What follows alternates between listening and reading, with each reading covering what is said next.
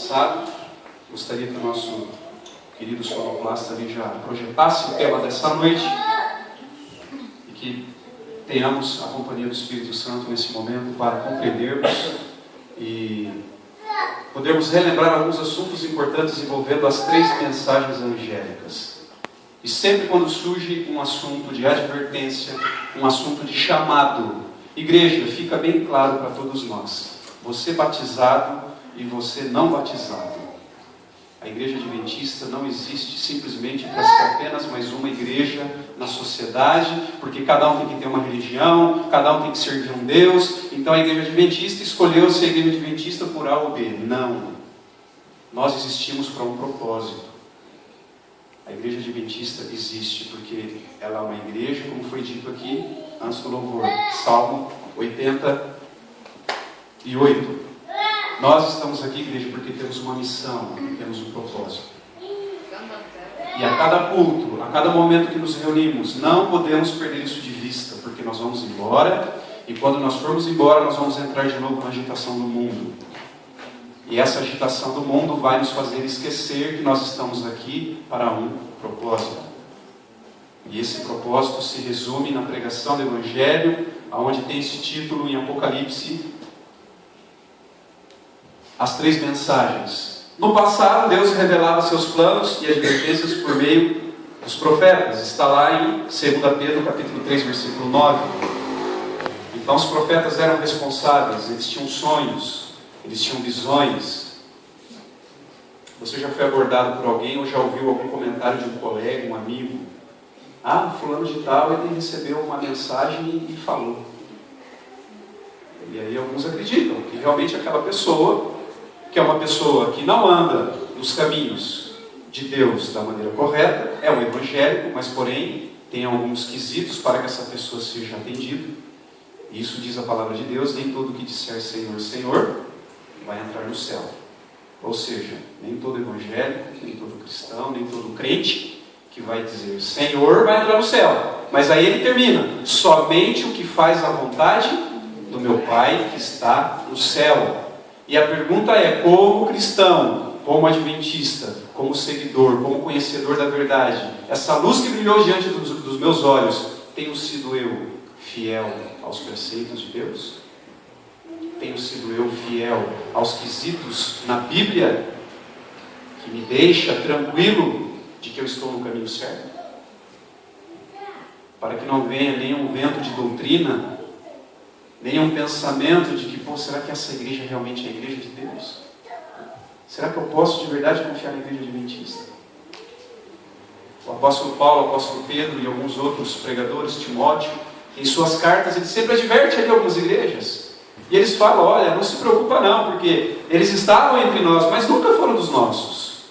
Porque se fosse dos nossos, não teriam feito o que estão fazendo.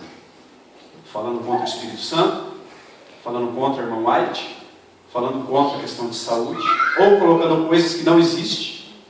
Então eles nunca fizeram parte do povo de Deus. Estiveram no nosso meio, mas nunca fizeram parte do povo de Deus, porque se fizessem não teriam saído e não estariam aí pregando, falando, mentindo, distorcendo a palavra de Deus. Deus tem uma advertência especial para os nossos dias. Abra sua Bíblia em Apocalipse 22, 20. Vamos lá, vamos usar a Bíblia também. Apocalipse 22, 20.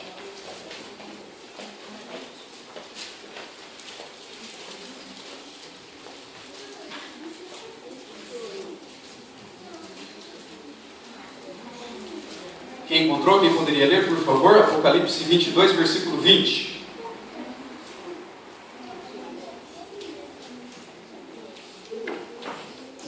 Carlos, pode ler, Carlos. Aquele que dá testemunho dessas coisas diz: sim, venho em breve. Amém. Vem, Senhor Jesus. Amém. Queridos, olha o que diz ali. Deus tem uma mensagem, Deus tem uma advertência especial para os nossos dias. Queridos, isso já quer dizer tudo, tá? Ali já quer dizer tudo. Deus tem uma advertência especial para os nossos dias. Portanto, mais uma vez, os nossos dias não são dias para viver ociosos. que é uma pessoa ociosa? Uma pessoa que corre em busca de algo, está ali e quer, e busca, e eu preciso, e vai melhorar minha vida, e vai melhorar meu status, vai melhorar. Isso é ociosidade. E a Bíblia diz: não andeis ociosos. Em outra passagem de Mateus diz: não andeis ansiosos, que também tem a ver. E se Jesus está dizendo não andeis ansiosos, Jesus está dizendo: querido, você existe. Meu querido que está nos visitando, minha irmã que está nos visitando, igreja, nós existimos para um propósito. Lembre que quando você foi gerado no ventre da sua mãe, Deus permitiu que você existisse, porque um dia você teria a oportunidade de ouvir esta mensagem. Você tem uma advertência especial para os nossos últimos dias. É para isso que estamos aqui.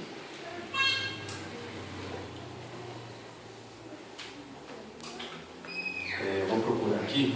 Não estava no tema aqui, mas eu vou ver se eu acho rapidamente. Eu queria partilhar com vocês. Deixa eu ver se eu acho.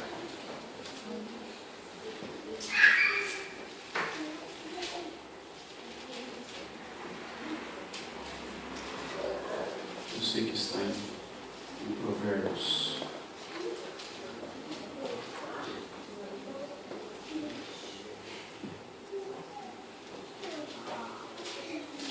Não está em Provérbios.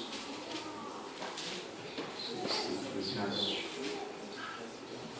Enfim, não está aqui. Deixa, eu não vou falar. Eu gostaria de passar na Bíblia, porque é forte. É uma advertência. Nós podemos fazer tudo. Ele diz: corra, coma, beba, se divirta, seja feliz.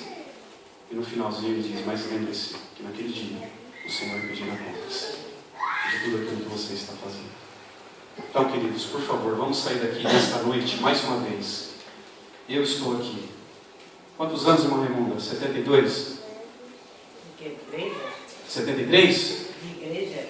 Não, idade. 76. A irmã Raimunda tem 76 anos. Quem dera se chegarmos lá, né? Esperamos que não, que Jesus volte antes. Né? Mas 76 anos, tendo o conhecimento de uma advertência especial nos últimos dias. Aquela criança chorando, ela vai crescer. E o pai vai ensinar o caminho que deve andar. E esta criança vai aprender que ela tem uma advertência especial para os últimos dias. Jesus virá como rei e como juiz. Olhei e eis uma nuvem branca, e sentado sobre a nuvem, semelhante ao Filho do Homem, tendo na cabeça uma coroa de ouro e na mão uma foice. Por que Jesus está segurando essa foice? De um lado um cetro e do outro uma foice. Jesus carregando uma foice? Para que será? Outro anjo saiu do santuário gritando em grande voz para aquele que se achava sentado sobre a nuvem: toma a tua foice e ceifa, pois chegou a hora de ceifar, visto que a seara da terra já amadureceu. E aquele que estava sentado sobre a nuvem passou a sua foice sobre a terra, e a terra foi ceifada. Apocalipse 14, versículo 14, 16. Deus, ele é tão amoroso e tão bondoso que ele simplifica a sua mensagem. Algumas pessoas criticam, né? A igreja adventista é fanática, o povo só Bíblia, tudo é Bíblia, e nossa, vocês são demais, até irrita. E não é assim? Que ousadia tenho eu de vir aqui e falar algo de mim? Olha, o Senhor me revelou nessa noite que... Não, o Senhor não me revelou nada. Ele me deu a oportunidade de eu estudar um tema, de eu me preparar, de eu ter o meu momento com Deus e partilhar com a igreja uma mensagem que, se é importante para mim, é importante para você. É importante para os nossos dias. Porém, Jesus, ele vem e ele carrega uma foice e afiada. E nós vamos entender. Em Apocalipse 14, de 6 a 12, João teve uma visão de 3 anjos poderosos. Primeiro, anjos em profecia representam mensageiros. Então, esses 3 anjos que Apocalipse revela são 3 mensageiros. Segundo, cada um deles apresentava uma advertência específica. Cada um tinha um recado. Terceiro, havia um tempo específico para cada advertência. Algumas pessoas questionam, quantas coisas vai acontecer da volta de Jesus? Para mim saber que realmente é o fato da volta de Jesus, vai acontecer de uma vez só? Não. Não vai ser de uma vez só. Que bom seria se Jesus tivesse dito o dia, a hora, o mês e o ano que ele voltaria. Talvez ele encontraria uma multidão despreparada. Estariam preparados para o dia tal, mas nunca se prepararam anteriormente. Então Jesus deixou sinais, e esses sinais têm momentos específicos. Há lugar que tem fome demais, há lugar que tem terremoto demais, há lugar que tem tragédia demais, há lugar... Então são sinais. Mas Jesus está deixando bem claro, olha meu filho, não pense se o avião começar a cair em todo lugar, no Brasil, no Japão, é porque não, o avião já está caindo há muito tempo. Terremotos, infelizmente, tem queridos nossos que sofrem. Tem lugares que, infelizmente, Estados Unidos, Alabama, Texas, é um tornado atrás do outro. Crianças morrendo, adultos morrendo. Não acontece no Brasil, então não é a volta de Jesus ainda não. Querido, não espera um tornado aqui no Brasil para você saber que é a volta de Jesus. Louva a Deus, Senhor, te agradeço, porque no nosso país não teve um terremoto, um tornado, uma coisa fatal, mas tem misericórdia daquelas pessoas. E que bom que o Senhor está mostrando diante dos meus olhos, no jornal, na televisão, porque isso quer dizer que eu tenho uma mensagem, eu tenho uma advertência nesse mundo, e eu preciso ser um instrumento de Deus. E o quarto, o objetivo das advertências: preparar as pessoas para a volta de Cristo. Quantas igrejas hoje pregam preparação para a volta de Cristo? Você vai ouvir sobre prosperidade, você vai ver sobre crise financeira, você vai ter ouvido até de família. Mas eu gostaria que você, nesse canal, que você, quem sabe, gosta de assistir, que você gosta de ver, espere alguma vez ele falar sobre preparação para a volta de Cristo. Todos eles, todos os canais. O homem do chapéu, né, o homem da graça de Deus, o bispo. Quantos pregam a volta de Cristo? O Papa. O Papa prega a volta de Cristo? Não, prega a paz. Né? A paz entre as nações. Mas por que ele não fala da volta de Cristo? Porque nem eles esperam a volta de Cristo. Eles estão ali por outro motivo, mas não para pregar a volta de Cristo. E por que o adventista só prega a volta de Cristo? Por que o adventista não prega outra coisa, a não ser a volta de Cristo? Porque o que nós esperamos? A volta de Cristo. No seu trabalho, você pensa na volta de Cristo? Quando você sai para o banco, você sai esperando a volta de Cristo? Quando você vai passear com a família, você pensa na volta de Cristo? Pensa, não naquela hora. Você pensa numa outra hora, mas não naquele momento. E hoje nós deveríamos dizer: acordou pela manhã, Senhor Jesus, volta hoje. Aí muitos falariam: como que eu vou falar isso? Como que eu vou acordar de manhã e falar: Jesus, volta agora, eu não estou preparado, como que eu vou falar? E a pergunta é: você vai se preparar quando? Depois que você se formar? Depois que você ganhar mais dinheiro? Depois que você adquirir mais um bem material? Quando você vai pedir a volta de Cristo? Advertência do primeiro anjo, vamos lá, de uma forma bem objetiva. O Evangelho da Graça. Abra sua Bíblia em Apocalipse 14:6. E nós vamos ler assim de uma forma bem objetiva. Nós vamos estar ouvindo as folhinhas aí, né, como estamos ouvindo. Mas o interessante é nós vermos e conferir com os nossos próprios olhos nesse livro sagrado o que a Bíblia diz em Apocalipse 14, versículo 6. Olha a igreja, diz assim: vi outro anjo voando pelo meio do céu, tendo o evangelho eterno para proclamar aos que habitam sobre a terra e a toda nação, tribo, língua e povo. Ao 7, dizendo em grande voz: temei a Deus e dai-lhe glória, porque é chegada a hora do seu juízo, e adorai aquele que fez os céus e a terra e o mar e as fontes das águas. Queridos, aqui não vemos pregação de prosperidade. Aqui não encontramos o nosso Criador que quer nos tirar desse mundo de pecado, que quer nos tirar desse mundo horrível. Não vemos assim: olha, temei a Deus e dai-lhe glória, porque Ele vai encher o seu bolso de dinheiro, porque Ele vai te dar mais um carro novo, porque Ele... A, B, C, D. Temei a Deus e dai-lhe glória, pois é chegada a hora. Queridos, e se é chegada a hora, o que estamos esperando? A nossa associação a Novo Tempo Colocaram no ar, olha, Jesus parece que está chegando mesmo, vamos lá, vamos. Isso não vai acontecer. Pode ter certeza. Isso não vai acontecer. Anúncio do início do juízo, que é o versículo 7, que nós acabamos de ver. Temei a Deus, queridos, teme a Deus e dai glória, porque é chegada a hora do seu juízo. Só que tem um detalhe. Você que nos visita e talvez está ouvindo isso e está sendo meio piedoso, né? Pô, eu tenho que ter medo de Deus? Não, não é isso. De maneira alguma você tem que temer a Deus. Temer aqui significa atento, atenção, tema a Deus. Temer a Deus não é ter medo porque Ele mata, né? O ladrão, ele vem te dar um tiro, você morre, mas ele matou o seu corpo. O que pode matar o corpo, a alma e o espírito é só Deus. E uma vez eu vi uma pregação que a pessoa falou assim: você quer me matar? Pode matar, porque o máximo que você pode fazer é matar esse corpo, mas naquele dia Jesus me ressuscita. Aí o ladrão ficou assustado, falou: você é o quê? Você é um anjo? Ele falou: não, eu sou um servo de Deus. E o ladrão foi embora, porque ele assustou. Falou: pode me matar, você mata meu corpo, mas naquele dia... Aí o cara falou: ixi, cara, um anjo, misericórdia, vou embora daqui. Tema a Deus. Temer a Deus é: Senhor, obrigado, porque até na morte o Senhor ressuscita. Até no impossível o Senhor faz o possível acontecer. Tema a Deus e dai glória. Não é temer, ficar com medo. Eu vou na igreja. Então hoje eu só vou na igreja agora, porque eu tenho que temer a Deus. Não adianta. Ter medo e vir para a igreja não vai salvar ninguém. Olha só, um cronograma aqui interessante de nós entendermos o período em que estamos vivendo. O juízo teve início em 1844. Para quem não conhece, 1844, um grupo de irmãos se reuniram e ali chegaram à conclusão que a data de outubro, se não me engano, 2 de outubro de 1844, Jesus viria. Ou 22 de outubro, alguma coisa assim. Jesus viria nessa data de 1844. E o que aconteceu?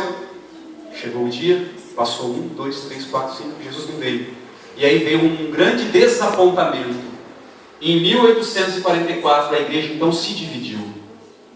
Uns começaram a fazer novos cálculos para poder então ver quando Jesus viria, e outros apostataram. Eu sabia que essa conversa de Jesus não era verdade mesmo. E houve então um grande desapontamento. Mas o que aconteceu nessa data? Aqui nós temos uma profecia de Daniel, capítulo 8, versículo 14, onde diz: durante 2.300 tardes e manhãs o santuário seria purificado. E quando eles leram isso, 2.300 tardes e manhã, então dá aqui, dá em 1844, já sei, Jesus vai voltar. E Jesus não voltou até hoje, porque Jesus não queria dizer isso.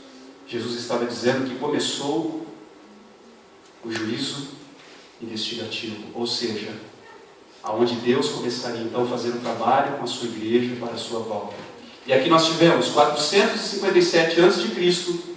até esse período de 34 depois de Cristo, aonde se cumpriu então 2.300 tardes e manhã, aonde Jesus estaria fazendo passaria por toda essa trajetória, né? Um período da igreja, o segundo período da igreja, o terceiro, depois Jesus seria morto, depois Jesus ressuscitaria. Aí nós vemos aqui, né, apedrejamento de Estevão, a morte de Jesus, o batismo de Jesus, a reconstrução de Jerusalém. Então tudo isso aqui era uma profecia sobre um período que a igreja iria passar, mas não tinha nada a ver com a volta de Jesus. E aí depois, nesse período de 1810, onde então o Evangelho foi pregado a todo mundo, começou a ser expandido durante todo o mundo. E de 1844 até a volta de Jesus, que não sabemos a data, esse é o período que estamos vivendo. Eis que é vinda a hora do seu julgamento. Queridos, desde 1844 até hoje, nós já estamos envolvidos nesse procedimento. Jesus está fazendo isso aqui agora. Está aqui, lá no céu. Ele está fazendo o papel de sacerdote. Nesse momento ele está registrando o seu nome. Ele está registrando o meu nome. Que nessa data nós estivemos aqui neste lugar, na casa de Deus, recebendo esta orientação. Portanto, se talvez alguém daqui, se infelizmente não estiver naquele dia, e talvez você diga: não, mas Jesus, eu não tive tempo. Não, eu lembro que você, no dia tal, na hora tal, o pregador tal, estão aqui. Esse é o período que Jesus está agora. E o segundo estágio é esse, quando ele vai voltar. Quando o Pai disser, filho, está feito. Quando Deus disser, filho, está feito, Ele está dizendo, já não tem mais nada que fazer para algumas pessoas. Está vendo aquele grupo? Está vendo a luta? Está vendo a dificuldade? Vai. Eles não vão pagar por eles. Os outros já decidiram, eles não querem nada comigo, eles não querem nada com você, eles não querem nada com o Espírito Santo, portanto chegou a hora. E aí então Jesus virá para nos levar, e aqui diz, virei outra vez. Nessa noite, querido irmão, querida irmã, Jesus está dizendo para você, virei outra vez. Você acredita ou não, Jesus vem. Você decidindo ou não, Jesus vem. Você pronto ou não, Jesus vem.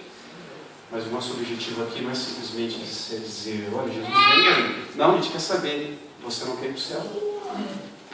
Será que não vale a pena largar esse mundo de tanto sofrimento e viver ao lado de Jesus? O nosso sacerdote e o nosso rei que virá, como rei dos reis, senhor dos senhores. Olha só, os anjos em volta, olha a luz. Será que não vale a pena? Olha que cena bonita, uma família unida, aguardando a volta de Jesus. Você quer estar desse lado, ou quer estar do lado daqueles que vão se esconder? Vão pedir que as rochas caiam sobre suas cabeças para se esconder da presença de Deus. Eu quero estar aqui. E você? De que lado você quer estar? A segunda advertência. Seguiu outro anjo, o segundo, que está em Apocalipse 14, 8. Caiu a grande Babilônia, que tem dado a beber a todas as nações do vinho da fúria da sua prostituição. Aqui se envolve ao movimento romano, ao movimento papal. Aqui está dizendo, um anjo, um pregador, naquele dia se levantará, irá dizer, olha, caiu a grande Babilônia, descobrimos tudo deles. Eles roubam, eles matam, assim como fizeram no passado.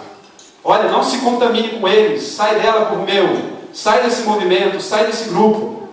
E sabe o que é mais triste? Junto com esse grupo de pessoas, há um número grande de evangélicos, religiosos, que não são católicos, são cristãos, se consideram cristãos, mas adotam a filosofia deste movimento, que faz o quê? Tem dado a beber a todas as nações do vinho da fúria da sua prostituição. O que é prostituição, igreja? Quando você fala, vai uma prostituta, uma mulher da vida, uma mulher que vende o corpo para poder adquirir um recurso financeiro. Essa igreja, ela tem dado da sua prostituição. Por quê? Ela adulterou, ela esqueceu os mandamentos de Deus, ela esqueceu a verdade de Deus. E agora ela dá desse vinho para aqueles que querem beber. E muitos estão presentes. Olha só, olha o movimento. Olha quem é a Babilônia. A falsa adoração. Olha só, hinduísmo, budismo, islamismo. Olha aqui. Olha os evangélicos, né? Põe a mão em posição. Olha o trono desse homem. A insígnia significa Vigário Fidei. Você vai ver no trono dele lá. Vigário Fidei. O que significa? Substituto do Filho de Deus. Deus não deu a ninguém esse poder, essa autoridade. O único Filho de Deus é o que está no céu intercedendo por nós. Esse é apenas um pecador como nós. Mas ele puxa para ele toda a responsabilidade de paz no mundo, paz na sociedade, perdoar pecados e tudo mais. E, infelizmente, existem muitos evangélicos que estão envolvidos com esse movimento.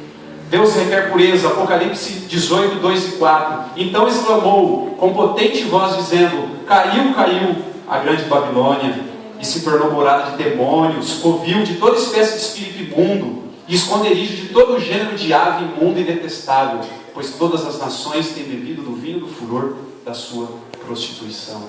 Com ela se prostituíram quem? Olha quem se prostituiu: os reis. Quem são os reis da terra? Você saberia dizer, né?